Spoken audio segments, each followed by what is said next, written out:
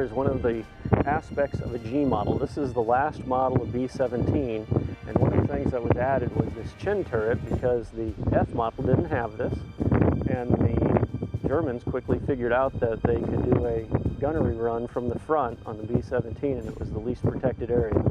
So that chin turret was added. The bombardier would sit right here. When he wasn't bombing, he had a pendant and would control these guns. The cheek guns were on all B-17s, and the navigator came forward from his navigation station and would man back and forth on these two cheek guns. This particular engine, these inboard engines, have an inertial starter, which is like they had during World War II, where you'd wind up the flyweight and then engage a clutch just for the starter to start. This is the turbocharger right here. So exhaust gases turn this turbine. There's the exhaust coming back to spool up the turbine. There's a waste gate here on the exhaust that when the waste gate closes and stops bypassing, it is forced across the turbine and spins the turbine up to compress air. So on the bottom side you have the turbine, on the top side of the shaft you have the compressor, and that would compress air into the induction manifold to give you about 10 pounds of boost. All of the control surfaces on a B-17 are fabric. And that is because they're easy to repair. A metal surface has to be balanced.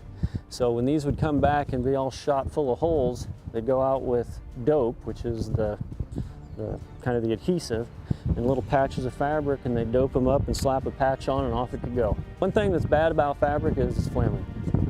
So you take a tracer round through the aileron or the elevator or the rudder, part of it's going to burn.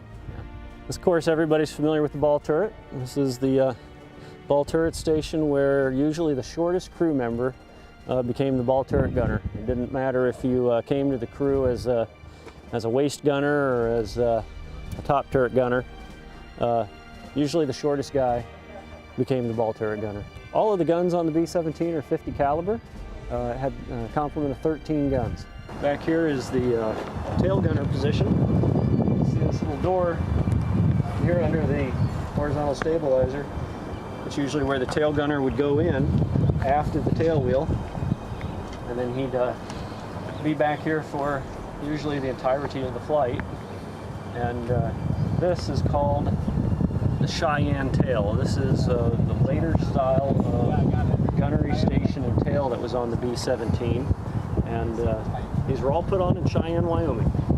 So the airplanes would leave Boeing up in Seattle, go to Cheyenne, have these tails put on, and then head overseas. So that's the bailout hatch in the radio room, and we typically operate with that out because the fuselage is stiflingly hot. So that provides some airflow through the fuselage and keeps it nice and inside. And it's a gorgeous view. When we're out flying around, you can stand there like that gentleman is. And you gotta watch your hat and your glasses and your cameras and stuff. You know, we litter a lot of that across the countryside, but it's a gorgeous view, and it's a lot of fun to sit there and look out and see the countryside go by. Here's another improvement of the G model. In the F model airplane, the two gunners were side by the same location in the tail, bump into each other as they were shooting. In this case, in the G model, they staggered the guns so that the guys could move around much easier when they're shooting. And he tried to stick his flight down. That's the business end of the 50 caliber. And this big cylinder behind me, this is an oxygen cylinder. The crew back here had little bottles they strapped to themselves, and they would top it off from this. So what they would do in combat is the ball turret gunner would not get in there on departure, obviously. So they started getting near where they thought they might start to see fighters. They would rotate that so the guns were pointed down, open the hatch. Ball turret gunner would take off his parachute, get in there, and they'd lock him in. And then he was in there until they got him out. Okay, this room would have been completely full of radios. It would have been operated by the radio operator, who was also a gunner. So he would have had a gun that would have been out of the top, one single 50 cal here. And he would have been responsible for pretty much all the radio communications as well as defending against anything coming from above. He also had, there was a lot of control systems that would have actually been under the floor here, like the turbo controllers and stuff like that. In addition, there was actually, for the cameras, or for the B17s that were equipped, they actually have what looks like a mini bomb bay door under the radio floor that is for a camera well that they would open and use for aerial photography. If you heard that go off, get out. That was your bailout bell. So here we have the bomb bays. So you would have had, there's outer racks on both sides, and then there's also inner racks here, so it's very tight to get through here. These would have been tons of bombs in here.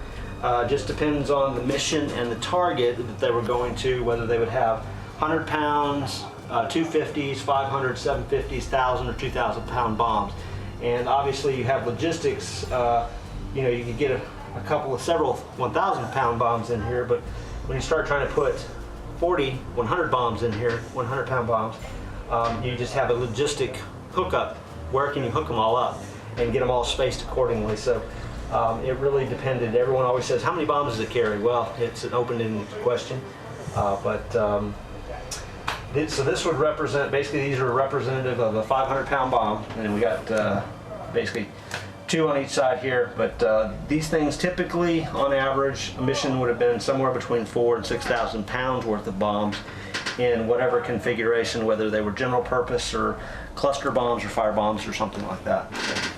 Pilot would have been in the left seat right here, and then the co-pilot would have been over here. Everything in this airplane is manual controlled, fly-by-wire, and when I say fly-by-wire, I don't mean what modern version of that. Literally, there's a cable connected to everything that runs to a control surface, an engine control throttle, whatever. Everything in here is running by cables running out to the wings, out to the tail.